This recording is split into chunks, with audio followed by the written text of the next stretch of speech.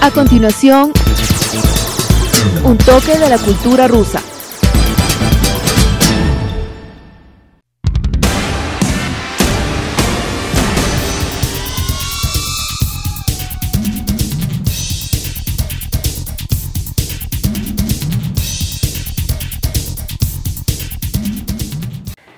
Buenas tardes, estimados televidentes. Hoy les vamos a mostrar otra película del canal de televisión rusa que se llama La Rusia Hoy. Esta vez ustedes van a ver la película que se llama Los sueños de la época soviética. Y en esta película ustedes van a ver la historia de una obra arquitectónica muy interesante de la época stalinista de los años 30. En ruso se llama VDNJ, es una abreviatura que se puede traducir como la exposición de los logros de la economía popular. La decisión para construir esta obra fue tomada en 1935. Eso fue el tiempo muy difícil y complicado para la Unión Soviética, que estaba desarrollándose, digamos, el socialismo, pero ha sufrido muchos daños, sobre todo durante la guerra civil que empezó después de la Revolución de Octubre de 1917, y esta guerra duró más de 5 años y dejó al país en ruinas. Después, en los años 20, había mucha hambruna, pero a pesar de todo eso, la dirección, digamos, el gobierno de la época, dirigido por Stalin, tomaron esta decisión de construir una obra que puede demostrar los logros de la economía socialista y sobre todo los logros de la agricultura soviética y de las granjas colectivas. En esta película ustedes van a ver toda la historia de esta obra arquitectónica y social, empezando por la construcción, después el abandono y la reconstrucción actual para que la gente pueda disfrutar de esta obra maestra. Entonces, disfruten por favor de la película.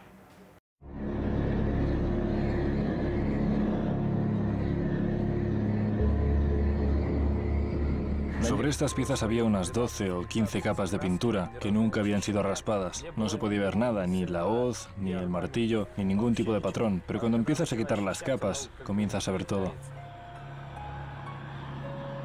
Es un recuerdo que guardaré toda mi vida. Siempre recordaré cuánto me gustaba y lo bonito que era. La fuente. Nunca habíamos visto nada así. Todo parecía hecho de oro. Nosotros gritábamos, ¡es de oro, es de oro! Y nos sentíamos alegres, sonreíamos y nos preguntábamos, ¿dónde estamos? Esto es el paraíso. Era imposible crear el paraíso, pero se podía construir un lugar en el mundo que incitara a la gente a soñar, hacerles creer que se podían alcanzar las metas de las que hablaba el partido.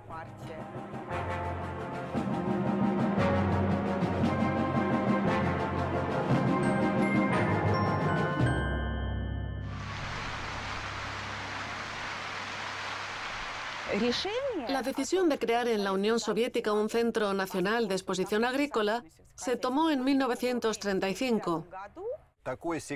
Era el mensaje que querían transmitir al país prácticamente destruido por la guerra civil y que había pasado por una hambruna terrible. Llevar a cabo un proyecto de tal envergadura requería valentía. El primer autor del plan general, el arquitecto encargado de dirigir el proyecto y la construcción de los pabellones, era Vyacheslav Oltarshevsky. En 1938 fue cesado, sometido a represión y exiliado a Vorkuta. Según el primer plan general para el centro de exposiciones que diseñó Oltarshevsky, la plaza de la mecanización debía ser el punto central de todo el complejo de exhibiciones. Al parecer, ese fue uno de los errores que tuvo que pagar.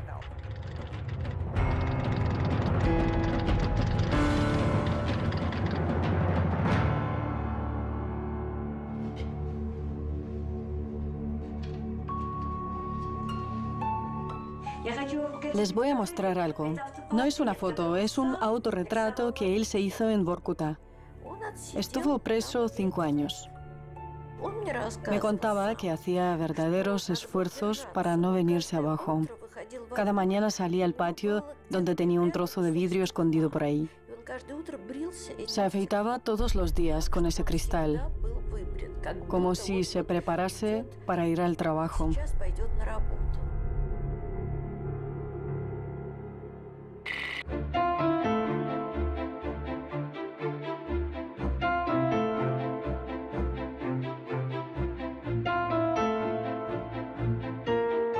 Al principio el plan era inaugurar la exposición en 1937 para conmemorar el aniversario de la Revolución, el 20º. Pero cuando en 1938 la inauguración se pospuso una vez más, la construcción pasó a manos del Gulag, la Dirección General de Campos de Trabajo, y fue así como trabajaron aquí varios miles de convictos.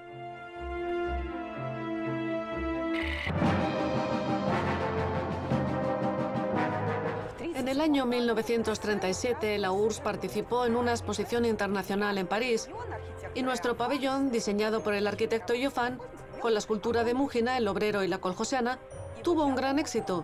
Yo creo que esto influyó en la decisión de perfeccionar, de magnificar este proyecto y hacerlo todavía más monumental. La ambición del gobierno era enorme. El objetivo era dejar perplejo al mundo entero. Aquí está la Exposición Nacional de Agricultura, muestra estalinista de las victorias logradas por la agricultura socialista y el sistema de las granjas colectivas. Estos son mis premios más preciados. La Orden de Lenin, la Orden de la Revolución de Octubre y la Orden de la Bandera Roja del Trabajo. Y estas son medallas de la VDNJ. 4 de oro, 2 de plata y 2 de bronce.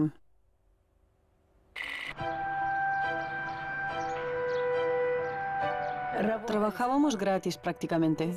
Una jornada de trabajo se valoraba en una cucharada de harina o aceite y listo. No había nada más. En 1959 comenzamos a cobrar dinero, pero no teníamos tiendas. La Exposición Nacional de Agricultura. En una gran superficie se han desplegado los pabellones dedicados a la nueva aldea soviética, la administración de las granjas colectivas, la Casa de la Cultura, una tienda rural y la Casa del Té. No puedo explicar la felicidad que sentía. ¿Qué otra oportunidad podríamos tener de sentarnos en un restaurante como personas de verdad?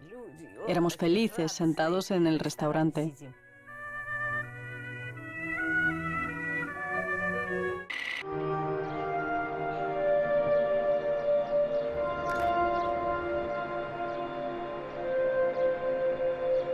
Esto era un restaurante. Era uno de los más grandes de Moscú. Si mal no recuerdo, tenía 4 salas y según cuentan, podían reunir hasta 1000 comensales. Aquí hay un montón de pequeños detalles que se guardaron y que representan el ambiente de este lugar.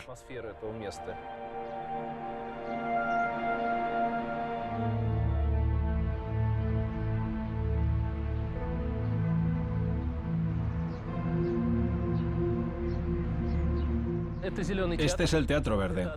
Era uno de los lugares preferidos por la gente y cuando la VDNJ estaba abierta era uno de los sitios más visitados de la exposición.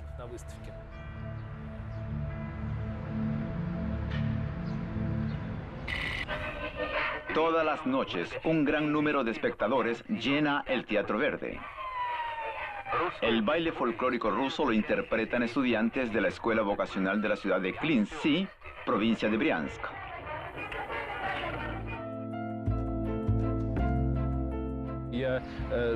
Yo vivía cerca de aquí cuando iba a la escuela.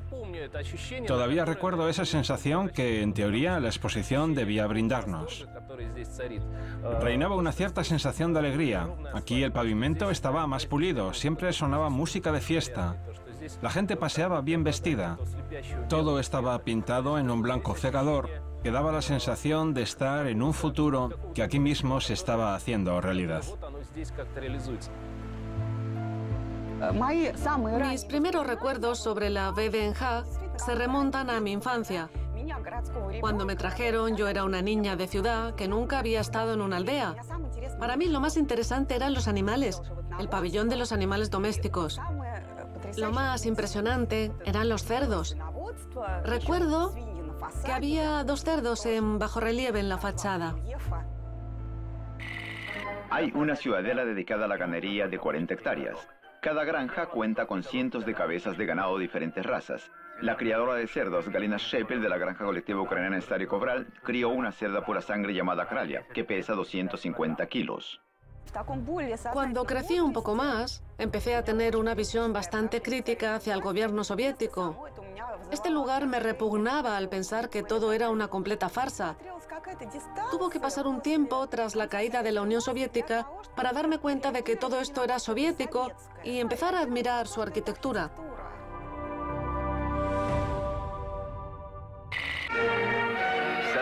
Desde cualquier rincón de la Exposición Nacional de Agricultura, se puede ver el pabellón de la mecanización y la electrificación agrícola. Es uno de los edificios más grandes de la exposición. La agricultura socialista es la más mecanizada del mundo. Tenía que ordeñar a mano 1,5 toneladas de leche al día. Teníamos que llevar el forraje para el ganado nosotras mismas, y una caja pesaba 70 kilos.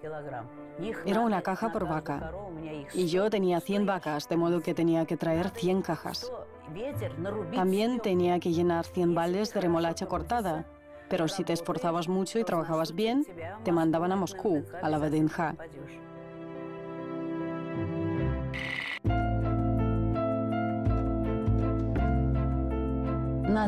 Cuando nos llevaron a ver los pabellones, nos parecían palacios, iglesias con sus cúpulas, y estaban decorados de tal manera que daba la impresión de que entrabas en un templo.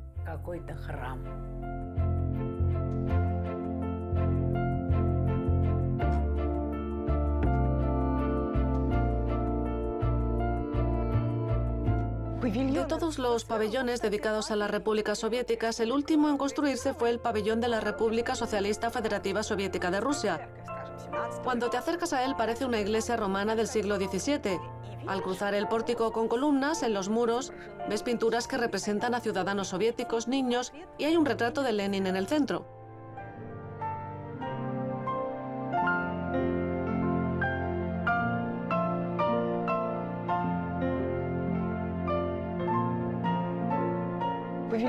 El pabellón llamado Geología parece un templo antiguo, concretamente del periodo helenístico. Al acercarte a él, puedes contemplar su decoración. Manojos de lino junto con arbustos de cáñamo en unos jarrones. El pabellón se construyó después de la guerra y se llamó lino, cáñamo y otros cultivos lináceos. Delante del pabellón había unas plantaciones de demostración donde crecía lino y cáñamo. Las plantaciones y sembrados de exhibición ocupan más de 25 hectáreas. Aquí están representados más de 260 cultivos agrícolas. En los viñedos se pueden contemplar muchos nuevos tipos de uva. Nunca olvidaré cómo se acercó una chica que nunca había probado la uva. Quería agarrar una, pero el guía le dijo: «Claudia, no la toques, es para la exhibición». Ella contestó: «Nikolai, ¿dónde puedo comprarla para probarla?».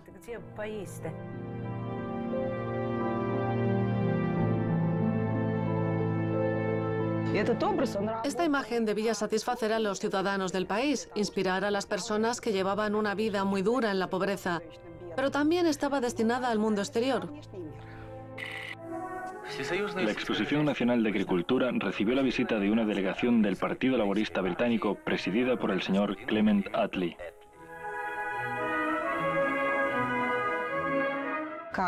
Cuando la Unión Soviética empezó a conquistar el espacio, se hizo evidente que esa sería nuestra mayor ventaja en la arena internacional y un logro que nadie podría cuestionar, ya que habíamos dejado atrás a los estadounidenses. Entonces el pabellón de la mecanización fue renombrado como el pabellón del Cosmos y sobre aquella piscina erigieron un cohete.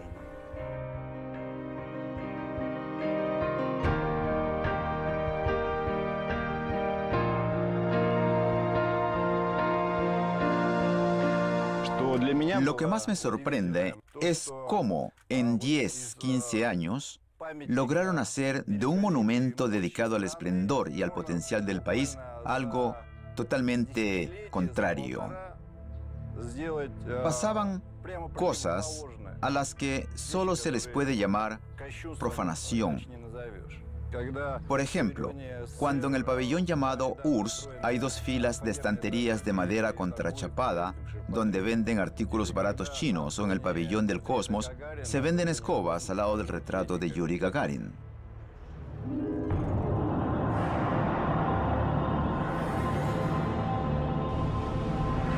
Todo el territorio del parque estaba en condición lamentable. Teníamos la opción de cerrarlo por muchos años para ir restaurándolo poco a poco, pero nuestra decisión fue otra.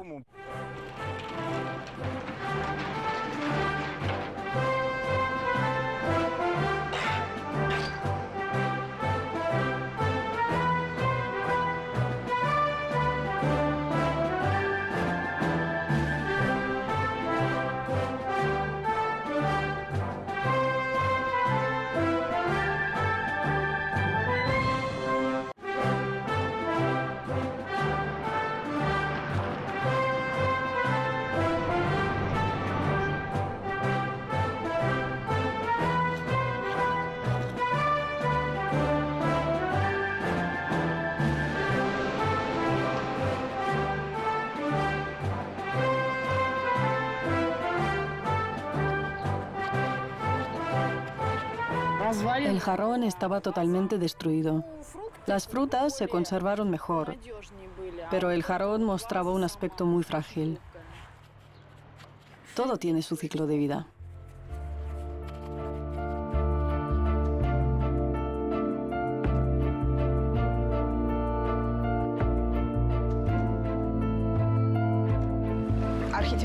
El estilo arquitectónico empleado en este complejo es una muestra contundente de la directriz obligatoria para todos los arquitectos soviéticos denominada el realismo socialista en la arquitectura. Es decir, se inspira en todo lo mejor que tiene la arquitectura del pasado, pero sin repetirla al pie de la letra. El resultado es una conglomeración absolutamente fantástica. A un edificio con aspecto de templo se le agregan elementos que incluso pueden causar gracia.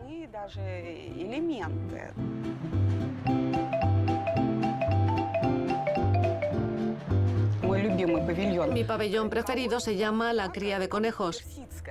Delante del edificio hay una galería estilo persa. En la entrada hay 2 estatuas de muchachas que sujetan a conejos, con tanta ternura como si fueran sus mascotas más queridas, como si no se tratara de animalitos criados para obtener su piel y carne. La gente llamó a estas estatuas las Madonas con conejos.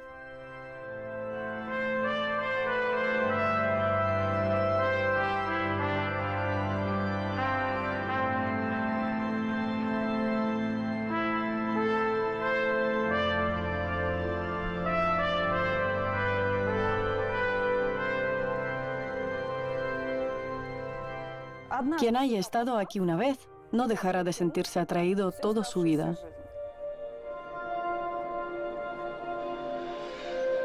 Aquí pueden verse los moldes del hueco de la ventana. Nuestra tarea consistió en seleccionar los detalles mejor conservados, desmantelarlos y colocarlos encima de la mesa con mucho cuidado. Ahora estoy haciendo el molde, restaurando los detalles que faltan. La pieza restaurada debe ser igual al original.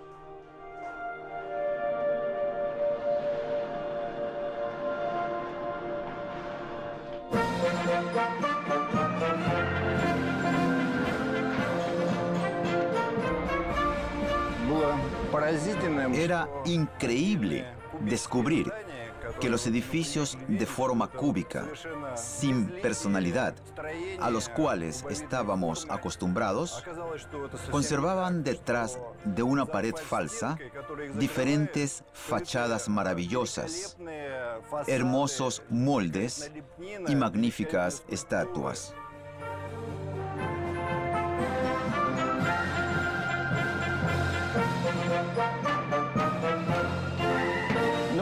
Ahora mismo hemos empezado a desmontar paneles de aluminio. Se pueden ver vitrales a través del hueco que queda entre estos paneles. En el pabellón vecino se han conservado más vitrales. Por supuesto que toda esta estructura de aluminio no es un simple sarcófago que cubre el edificio. En su tiempo se consideraba una solución muy moderna y progresista de la época del deshielo. No sé para qué lo hicieron cuando empezó la época de Khrushchev. A lo mejor, Nikita Khrushchev odiaba todo lo que le recordara a Stalin y por eso tomó la decisión de recubrir todo. Y ahora, cuando se descubre todo esto, no llegas a entender cómo toda esta preciosidad ha podido estar escondida durante tanto tiempo sin que nadie la haya visto.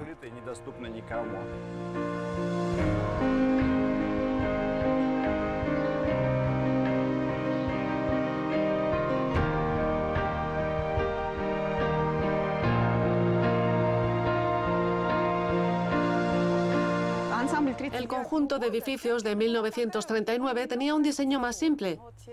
Son pocos los pabellones que se han conservado. Por ejemplo, en el pabellón del algodón se conserva casi el mismo diseño que tenía ese edificio en 1939. Al principio debía ser un pabellón de plantas productoras de aceite. Allí está el portal de madera decorado con girasoles. Esto se llamó el Movimiento de Artes y Oficios.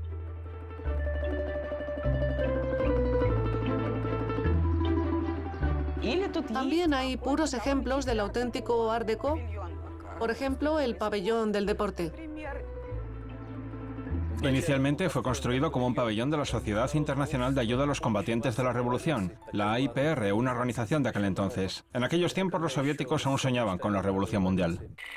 Por lo general, la arquitectura de los años 30 aún preservaba la conexión con la modernidad. Más tarde se introdujo el nuevo concepto de diseño llamado estilo imperial de Stalin, que se aplicaba para describir los edificios construidos durante la posguerra. No sé si este término es apropiado para describir la Vdnj.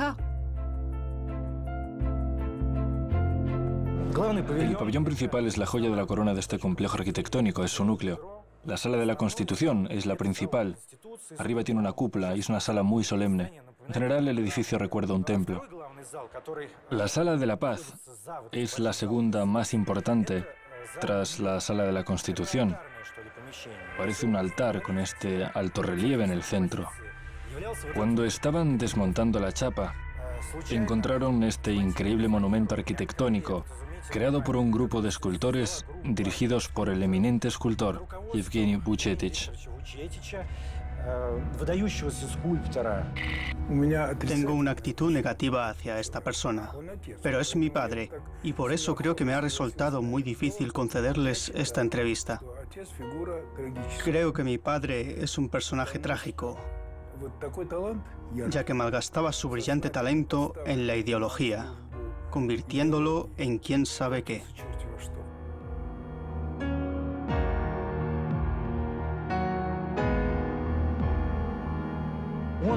Él creó un retrato del pueblo soviético. Y ahora redescubrimos el retrato del pueblo soviético, como si fuera una especie de obra de la antigüedad, hallada por arqueólogos y, en mi opinión, esta obra está hecha para que la amemos. Semejante fondo dorado se usaba en mosaicos e iconos para representar el reino de Dios en el cielo. Y esto aquí, tal vez, representa el reino de Dios en la tierra. Tuvo lugar la situación de una religión por otra, mientras que la nueva es, curiosamente, algo puramente pagano. Estas obras de estilo imperial estalinista inspiran muchísimo miedo. Y son totalmente inhumanas. Ahí el hombre es sustituido por una función. Todos ellos son puras funciones vestidas de uniforme militar o de bata de cultivador de algodón con un entusiasmo falso en sus caras. No soporto verlo. por otra parte, sería un acto de vandalismo tirarlo. ¿Alguien lo creó? Por supuesto. Si tratamos estos monumentos con cierta actitud subjetiva, se puede llegar a cualquier conclusión. Para mí, no se trata del infierno ni del paraíso. Es uno de los mejores lugares de Moscú que requiere tremenda atención y un gran trabajo para restaurarlo. Y no estamos hablando de restablecer ciertos elementos de algún régimen, sino de restaurar lo que ha sido creado por los mejores pintores y escultores de nuestro país.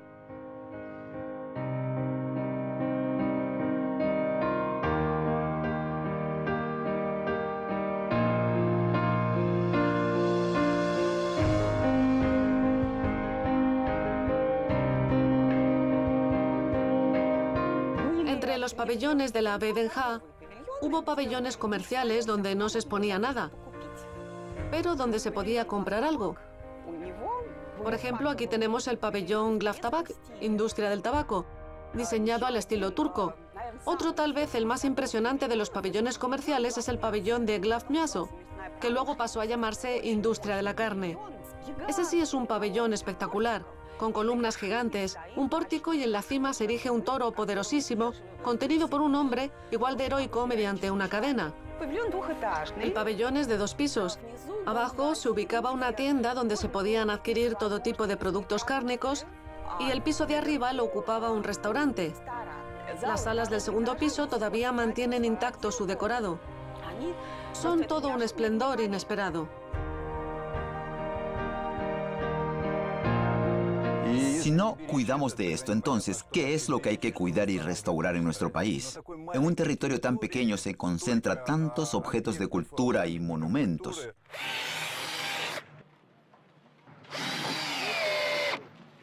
El Teatro Verde, donde nos encontramos ahora, era todo un basurero y ruinas hace unos meses nada más. Dentro de unos días aquí tocarán los mejores grupos musicales del país, como siempre lo han hecho. Al fin y al cabo, soy historiadora de arquitectura. Para mí es ante todo un conjunto de arquitectura y parques, o sea, una herencia única. No hay otro lugar como el Centro Nacional de Exposiciones VDNJ en el mundo. Es realmente un monumento que conmemora a esa nación única, un experimento social único. Y me parece que también hay que apreciarlo por el hecho de que les costó muchísimo a todos los ciudadanos de la Unión Soviética. No rinde homenaje solamente a las ambiciones de las autoridades soviéticas, sino al pueblo también.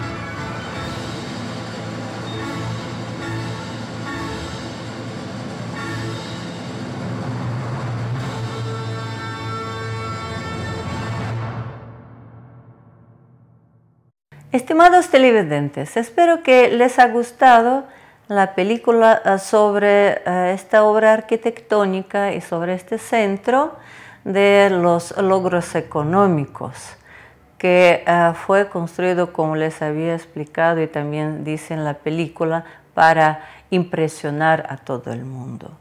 Y ha sufrido muchos periodos esta obra, y después, digamos, en los años actuales, después del abandono, fue reconstruida completamente y ahora sirve como uno de los numerosos centros de recreación para los moscovitas y para los visitantes. Si ustedes planean visitar Moscú, entonces les recomiendo también ver esta obra, aunque claro que en Moscú hay tantas obras y tantos lugares interesantísimos de visita.